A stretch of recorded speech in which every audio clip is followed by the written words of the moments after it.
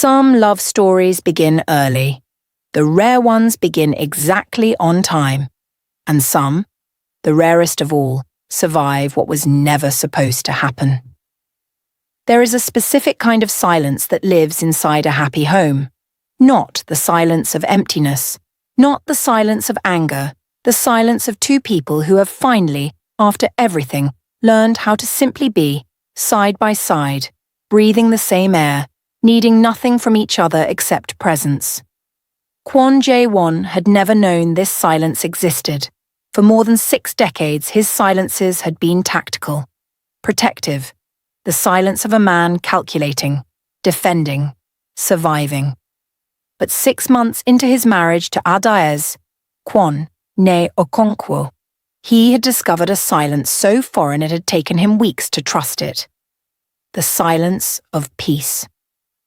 They split their time the way two people from different worlds do when both worlds refuse to be abandoned. 3 weeks in Seoul, 3 weeks in Lagos, the long hours on the private jet between them becoming their most honest space. Somewhere above the clouds, somewhere between two continents, they talked about things that had no agenda.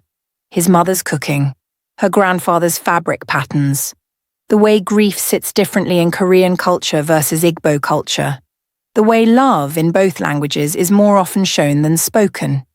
He had started learning Igbo. Badly. Hilariously. With the intense, focused seriousness he gave everything, which made it twice as funny.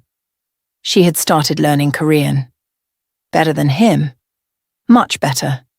Which he refused to acknowledge and she refused to stop pointing out. 6 months in, and Kwon Jae-won, the man who had once told a government prosecutor to try harder, fell asleep most nights with his hand resting on his wife's. Like a man making sure something real didn't disappear while he wasn't watching. He should have paid attention to that instinct. It started with fatigue. Adaeze had always been vigorous, the kind of woman who ran a company, managed international negotiations, and still found time to cook jollof rice from scratch on a Sunday. So when she began dragging through mornings that used to be her sharpest hours, she blamed the travel, the time zones, the accumulated weight of a life that had suddenly become very full in the most beautiful way. She said nothing to Jae-won. She made a private appointment with Dr. Seo at the Seoul Women's Clinic, the one whose discretion Jae-won trusted with his own health. She went alone on a Tuesday morning while Jae-won was in back-to-back meetings restructuring the empire's legitimate holdings. She sat in the examination room and answered the doctor's questions patiently. When the first test came back, Dr. Seo looked at the result, then looked at Adaeze, then looked at the result again. She said, "Mrs. Kwon, I need to run this a second time." "Why?" "Because the result is unexpected." The second test took 11 minutes. They were the longest 11 minutes of Adaeze's 56 years on Earth. When Dr. Seo came back in, she set the result on the table between them with the careful, deliberate gentleness of someone handling something fragile and enormous simultaneously. "Mrs. Kwon," she said slowly, "you are pregnant." The word landed in the room and just stayed there. Adaeze stared at the doctor.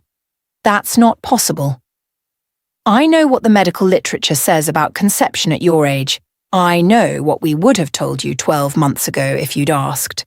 But the tests are unambiguous. You are approximately 7 weeks along. The embryo appears, against every probability, healthy and implanted correctly." Adaeze sat very still. Outside the clinic window, Seoul moved the way it always moved. Fast, electric, relentless.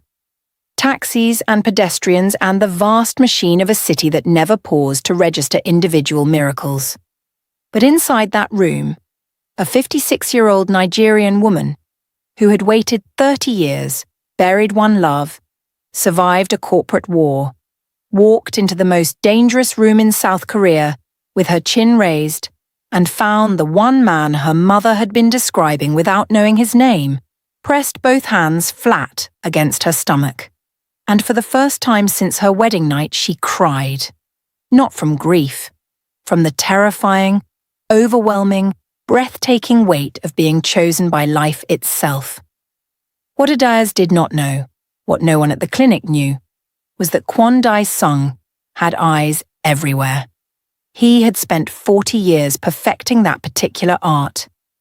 Kwon Jae-won was 74 years old, and if you passed him at a state dinner or a charitable fundraiser, you would see a distinguished silver-haired Korean patriarch, gracious, measured, the kind of man who remembered your children's names and sent gifts on the right holidays. You would not see the man who had ordered his own brother's death. You would not see the man who had spent the last 6 months watching his nephew's marriage with the focused attention of a predator studying prey. After Yoojin's revelation at the charity gala, Dae-sung had become obsessed with the Nigerian woman who had entered his nephew's life. He had investigators quietly compile everything they could find: business records, old interviews, university archives, family connections, and forgotten pieces of her past. What began as curiosity had become surveillance. By the time Adaeze and Jae-won married, Dae-sung knew enough about her history to understand exactly where her deepest wounds lived. When his contact inside the clinic forwarded him the confirmation, pregnancy, 7 weeks, Mrs. Kwon Adaeze, Dae-sung set down his teacup. He sat in silence for a long time. He had survived everything: the prosecution, Park Sung-ho's exposure, even the quiet but devastating restructuring of the Kwon Empire that had slowly, methodically dismantled 3 of his shadow businesses over the past 4 months. Jae-won had been careful, patient, surgical. He had survived all of it because he had always had one advantage over his nephew. Jae-won's weakness was that he now had something to lose. And a child, changed everything. A child between Jae-won and this Nigerian woman was not just an heir. It was a permanent lock on the Kwon bloodline that would push Dae-sung's own interests into irrelevance for generations. He picked up his phone, made one call to a man in a nondescript office in Gangnam who specialized in a very specific kind of work. "I need a package built," he said quietly. "Complete. Convincing. The kind a brilliant woman believes because she needs to." "Who is the target?" "Her trust in her husband," Dae-sung said simply. "Destroy that, and the rest destroys itself." Adaeze had decided to tell Jae-won on Friday. She had planned it the way she planned everything important, with intention and care. She found an Sora plant in a Seoul market, the same deep orange her mother had loved, and placed it on the penthouse table. She cooked, not Korean food this time, not Nigerian food, but both simultaneously, the 2 kitchens of her life sharing one stove. She set the table properly. She wore the gold bracelet and the earrings from her mother.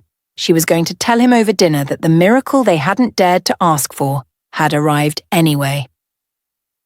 The envelope came on Thursday morning. A courier, unmarked, her name written in precise formal Korean script that looked almost official. No return address. She almost didn't open it. Something in her, that same instinct that had made her close the acquisition folder in the Lagos boardroom, told her to be careful. She opened it at the kitchen table while Jae-won was in the shower. Inside were photographs, documents, 3 USB drives, a handwritten index. She looked at the first photograph and went still. It was Jae-won, younger, perhaps 40, seated in a room she didn't recognize with men she didn't know. The photograph had a date stamp. The date stamp was 1 week after the car accident on the Lagos-Ibadan expressway that had taken Emeka from her. The man she was going to marry at 31. She turned to the documents. They were in Korean and English. She read Korean now. Enough. More than enough. They were internal communications from a Kwon Empire entity she had never heard of, referencing an operation in Nigeria, referencing a witness elimination, referencing a name, Okafor, Lagos-Ibadan corridor, neutralized. Emeka's full name was Emeka Okafor. The room tilted. She turned to the next document, and the next, each one building a case, brick by terrible brick, that Kwon Jae-won had known from the beginning who she was.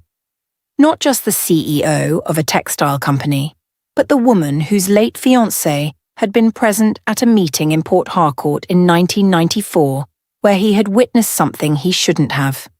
Something connected to the Kwon family's early criminal empire. The document suggested that the entire acquisition, the debt purchase, the representatives sent to Lagos, the invitation to Seoul, had been a controlled operation to get her close, to assess whether she knew what Emeka had seen, to monitor her. The final page was the worst, a memo. From an executive address she recognized, the same floor as Jae-won's office, dated 18 months ago, 3 months before the acquisition. Subject: Okonkwo, A. Assessment complete. Asset poses no threat.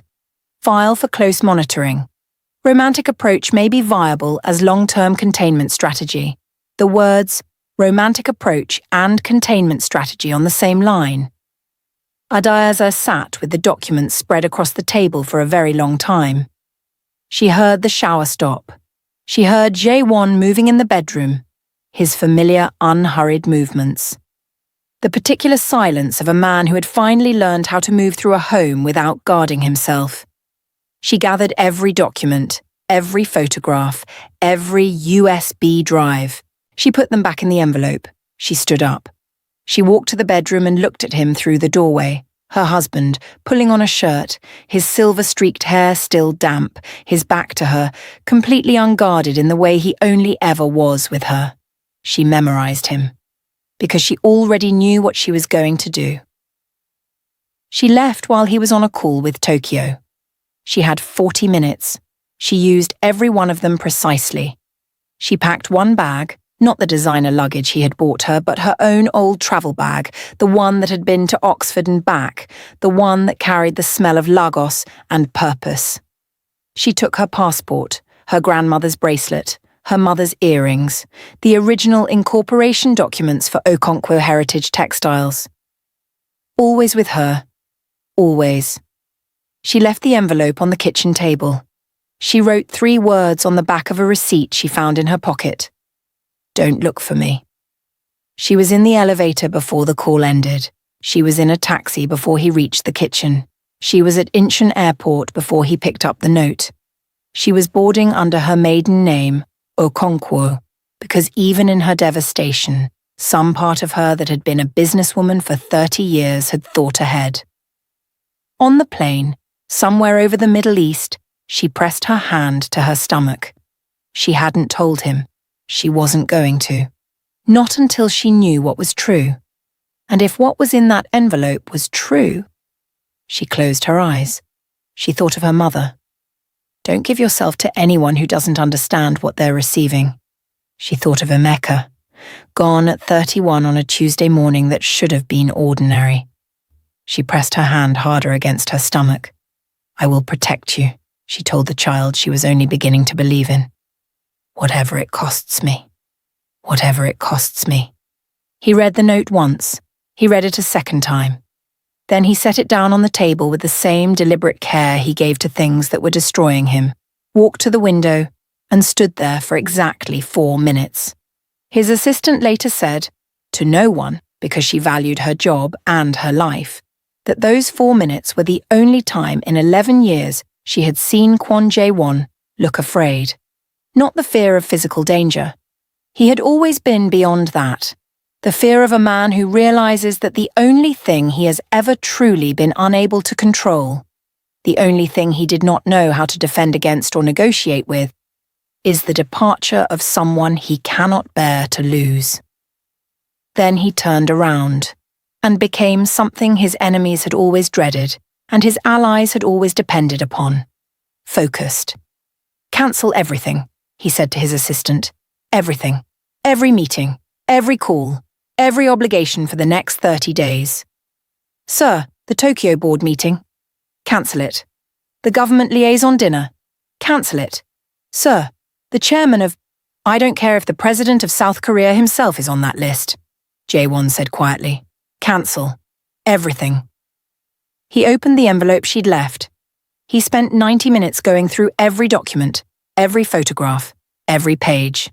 He recognized the fabrication in 11 minutes. Not because he was defensive, but because he was precise. The memo supposedly from his office floor used a font that his company had standardized away from in 2019. The internal entity name didn't exist in the Kwon Empire structure. He knew every subsidiary, every shell, every filing. The photograph dated 1 week after Emeka Okafor's accident was real. But the meeting it depicted was a legitimate textile industry conference in Jeju. He had been photographed with 30 other businessmen. Someone had cropped the image to tell a different story. Dae Sung. He said his uncle's name in the empty penthouse, and the word carried every year of what was now confirmed. Every crime, every manipulation, every instrument of destruction the man had deployed over 4 decades. But even as the fury rose, cold, precise, lethal, a second feeling moved underneath it. Adaeze was alone somewhere, carrying something he didn't know about yet, running from a lie that had been built specifically to fit the shape of her deepest wound. They had used Emeka against her. They had taken the name of the man she had mourned for 20 years and turned it into a weapon. Jae-won picked up his phone. "Find her," he said. "Every resource, every contact. I don't care what it costs." He paused. "And find me everything there is to know about a man named Emeka Okafor. Port Harcourt, 1994. Adaeze didn't go to the family compound. Chisholm was there, and Chisholm, who loved her more than sense, would take one look at her face and know everything. Adaeze wasn't ready for that yet. She needed to think. She needed clarity. She needed the one place in the world where she had always been most herself. She went to the factory. She let herself in with her key, the original iron key that had opened this door since her grandfather's time, that her mother had carried on a red lanyard, that Adaeze now kept in the interior pocket of every bag she owned. The factory was quiet at night, enormous and dark and smelling of fabric and machine oil and the particular dusty warmth of a building that had been full of human industry for 7 decades. She turned on one light, the old lamp her mother used to use when she stayed late, and sat down on the same wooden crate she'd sat on the night she decided to go back to Seoul. She thought about everything. She was methodical about it. Not emotional. She saved the emotion for later, the way her mother had taught her, the way Igbo women learn to process pain, deeply, privately, and completely, so that when you emerge whole. She laid out everything she knew. The documents said Jae-won had ordered Emeka's death. But she thought about the man she had watched fall apart over his brother's murder. She thought about the knuckles split in grief over a betrayal he'd carried for 20 years. She thought about the Sora flowers on the rooftop. She thought about the way he'd said hope, like a man who had just remembered the word existed. Could that man have ordered a young man's death to silence a witness? She pressed her hands together and closed her eyes. Then she opened them and did what she had done her entire career. She went looking for evidence that the story was wrong. She pulled out her laptop. She started from the beginning. She spent 4 hours going through everything in the envelope, every date, every name, every reference, against public records, archived newspapers, business filings. By 2 a.m, she had found the font discrepancy. By 3, she had traced the subsidiary name to a filing that didn't exist. By 4, she was sitting very still in the lamplight, with the realizations settling over her like cold water, slow and total and irreversible. It was fabricated. All of it. Someone had constructed a lie so perfectly shaped around her specific grief that only a woman who had loved Emeka Okafor could have been destroyed by it. Only someone who knew her history, her wound, her 31. Who knew that much about her? Her blood went cold. Someone had been watching her long before Jae-won ever sent a representative to Lagos. And whoever had built this dossier hadn't just wanted to separate her from her husband. They had wanted her to disappear before she could tell Jae-won what she was carrying. Her hand went to her stomach. Oh, she thought. Oh, this is about the child. Jae-won's people found the answer in 72 hours. What they found was worse and better than anything he had expected. Emeka Okafor had indeed been in Port Harcourt in 1994, but not as a witness to a Kwon family crime. He had been present at a meeting organised by Kwon Dae-sung himself, a meeting in which Dae-sung was brokering a fraudulent land deal that would have displaced 3,000 Nigerian families from oil-adjacent land. Emeka, who was a young environmental lawyer at the time, had stumbled into the meeting by accident through a mutual contact. He had seen Dae-sung's face, he had heard his name, he had documented everything in a private letter that, 11 months later, he had told Adaeze he was going to submit to an international trade commission. 11 days before the wedding, 11 days before the Lagos-Ibadan expressway. The accident had never been an accident. Kwon Dae-sung had ordered it. Not Jae-won. Not the Kwon Empire. Dae-sung. Alone. Acting outside the family's knowledge, the way he had always operated. In shadow, beneath the structure, using the family name as cover for crimes that the family would never have sanctioned. Jae-won sat with this information for a long time. Adaeze had spent 24 years mourning a man who was killed by the same uncle who had killed Jae-won's father. The same man. Across 2 continents. Across 2 decades. Across 2 completely separate lives that had never been supposed to intersect. Until they did. Until a boardroom in Lagos, and a fencing gym in Seoul, and an impossible dinner table in a penthouse, and a rooftop full of Ixora flowers had brought together the 2 people most catastrophically wronged by Kwon Dae-sung's existence. It was not coincidence. Jae-won was not a man who believed in coincidence. He believed in consequence. And Dae-sung's consequence was coming. But first, he had to find his wife. It was 6 in the morning when she heard it. 3 knocks. Quiet but deliberate. The kind of knock that says, I know you're in there. I'm not leaving. But I'm not going to break the door down either. She knew before she opened it. She had known, on some cellular level, since the plane. She had known the way you know the end of a storm, not because the rain stops, but because the air changes. She opened the factory door.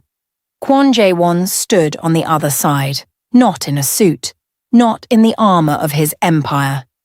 He wore dark trousers and a plain grey shirt, the clothes of a man who had come directly from wherever he was, the moment he found out where she was and had not stopped to think about anything except getting to this door. He had been on a plane for 9 hours. His eyes found her immediately, and in those first 2 seconds, before either of them spoke, she watched something happen in his face that she had only seen once before. At the Seoul hallway, after Sung-ho left, the edges giving way, the man behind the empire becoming briefly completely visible. He looked at her. She looked at him. He said nothing about the note, nothing about the 3 days, nothing about the private terror of not knowing where she was while everything he valued had vanished from his penthouse overnight. He said, the dossier was fabricated. Every document, every photograph. I can prove all of it. But that's not, Ada, that is not why I'm standing here. His voice, so precisely controlled in every room in every country, was raw. Why are you standing here? She asked. Because I need you to look me in the eyes, he said, and tell me you actually believed it. Tell me that after everything after the tea and the rooftop and the silence on the plane and every single thing that has happened between us, tell me that somewhere inside you, you truly believe I am the kind of man who would do what those documents said. The Lagos morning was warming behind him, the sky over the factory roof turning the particular orange-pink of a Nigerian dawn. She looked at him. For a long time. No, she said finally. I didn't believe it. Not completely. But I was afraid of what it would mean if I was wrong. And I have been wrong before, about a man I trusted, and it cost me everything. Emeka. She blinked. How do you know that name? And then he told her. All of it. He stood in the doorway of her grandfather's factory, in the growing Lagos dawn, and told her the truth about Port Harcourt, 1994, about the land deal and the young lawyer and the Lagos-Ibadan expressway and the single man responsible for all of it. She listened without speaking. When he finished, the sun was fully up. She sat down slowly on the old wooden crate, the one that had held her through every pivotal moment in this factory for 30 years, and put both hands over her face. He crossed the factory floor, crouched in front of her, and waited. He did not touch her. He did not rush her. He simply waited. The way a man waits when he understands that some pain needs to be met with presence, not with fixing. When she finally lowered her hands, her eyes were wet, but her face was composed. He died because he was trying to do the right thing, she said. Yes, and the same man. Yes. All this time, she said quietly, Dae-sung has been in the background of both our lives, taking things from both of us. Yes, she looked at him. Then we end it together. He held her gaze. Ada, there is something else you need to tell me. She went still. I know you went to Dr. Seo, he said softly. I know because she called me the morning after your appointment, not to tell me the result, but to tell me you seemed shaken and had left alone. I didn't push. I was waiting for you to tell me in your own time. The factory was quiet. The morning light came through the high windows exactly the way it had her whole life. She reached down and took his hand from where it rested on the crate beside her knee. She placed it, very carefully, against her stomach.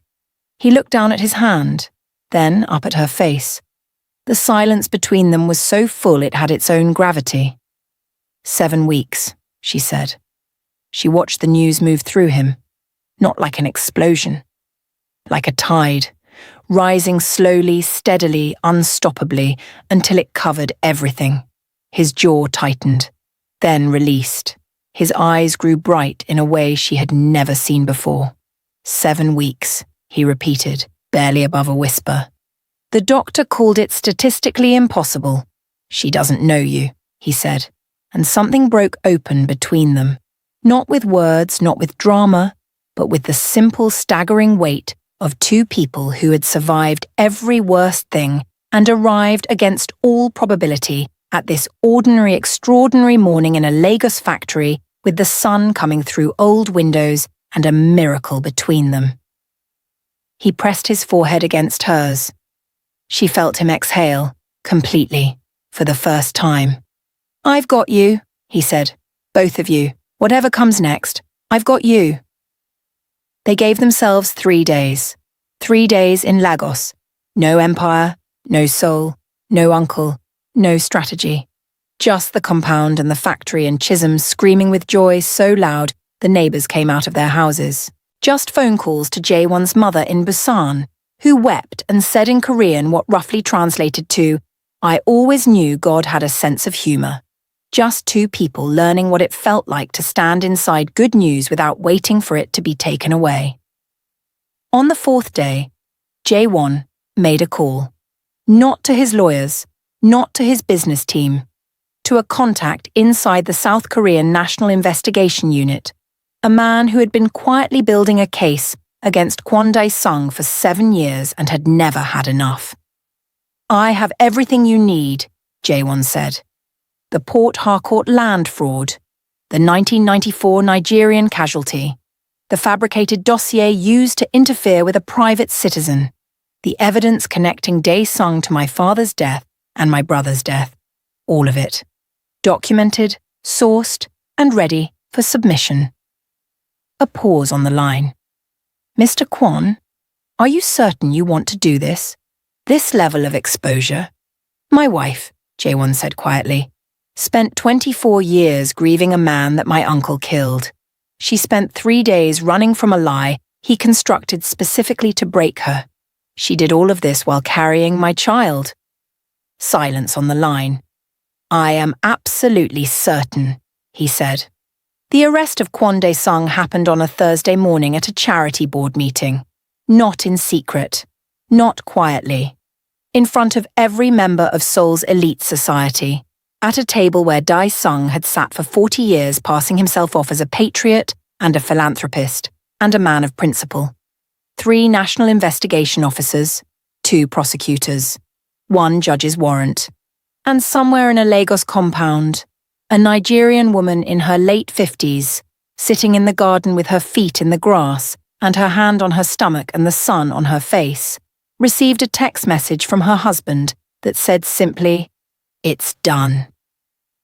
She sat with those 2 words for a long time. Then she tilted her face up to the sky. She thought of Emeka Okafor, young and brave and righteous, who had died trying to protect 3,000 families he had never met. He knows, she thought. Wherever he is, he knows. And the waiting, the grieving, the long decades of carrying both losses, his and her own, finally, at last, began their release. Months later, the baby came. Not in Seoul. Not in a sterile private hospital with a skyline view and marble floors. In Lagos. In the same private family hospital where Adaeze had been born 56 years earlier, in a room where her grandmother's photograph had been on the wall for 2 generations. Chisholm was there. Their cousin Ngozi was there. Jae-won's mother had flown from Busan, her first time on African soil, 74 years old, crying before the plane landed, and was seated in the corridor outside with her rosary and her Korean prayers and her absolute refusal to be anywhere else on earth. Jae-won never left the room. Not once. Not for 9 hours. He held his wife's hand with the same firm, certain grip he'd used the first night he took it in the Seoul penthouse, like a man who has made a permanent decision and intends to honour it. When the baby arrived, loud, insistent, furiously alive, screaming her objections at the cold, bright world with the full force of someone who had decided very early to take up space. The room erupted. Chisholm wept immediately and loudly and completely without shame. Jae-won didn't weep. He went completely still. The nurse placed the baby in his arms and he looked down at her. This impossibly small, phenomenally furious person. And everything about him, every wall, every year, every controlled, careful layer of a man who had survived by never being too open in any direction, dissolved. Completely. Silently. Adaeze, exhausted and radiant and watching her husband hold their daughter for the first time, said, "What are you thinking?" He looked up. "I'm thinking," he said slowly, "that I have spent my entire life building things. Companies, strategy, structures, empire." He looked back down at the baby. "And I have never built anything this significant in my life." Adaeze laughed. Tired and beautiful and full, the laugh that had first undone him in an airport arrivals hall a lifetime ago. "She is going to destroy you completely," she said. "I know," he said.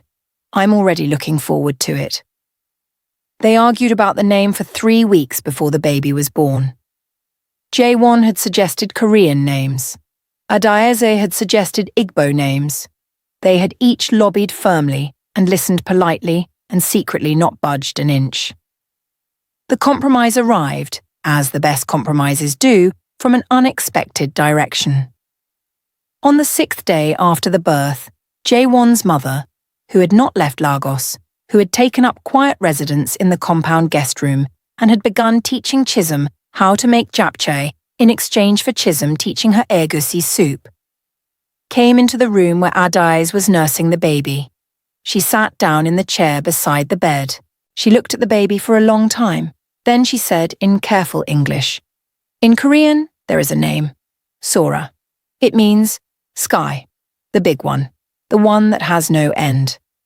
Adaeze looked at her. "And in Igbo," she said softly, "we have a name. Amara. It means grace. The kind that arrives when you least expect it and changes everything." Jae-won's mother nodded slowly. "Sora Amara," she said.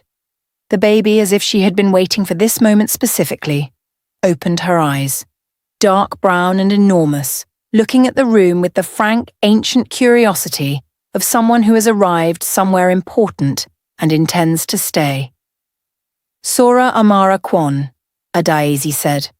Outside the room, Jae-won, who had been leaning against the corridor wall pretending he wasn't listening, straightened up, pressed his fingers briefly against his eyes, composed himself, walked in. 6 weeks after Sora Amara Kwon arrived in the world, her father carried her to the rooftop of the Seoul penthouse at sunset, the same rooftop where the Sora flowers grew, where a table for two had held, once, the most important conversation of his adult life. He stood at the railing and held his daughter against his chest, her small face turned outward toward the city, and he said nothing for a long time. He thought about his father, his brother, the 20 years he had spent building an empire out of grief and calling it purpose. He thought about a dinner table with 12 dangerous men and a Nigerian woman who had set down a crystal glass like she was setting down a flag. He thought about a rooftop garden and Darjeeling tea and Sora flowers, and I didn't fall. I arrived.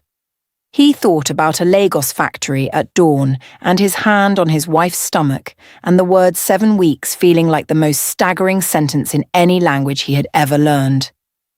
He looked out at Seoul, his city, his empire, the kingdom he had built from grief and fury and pure relentless will.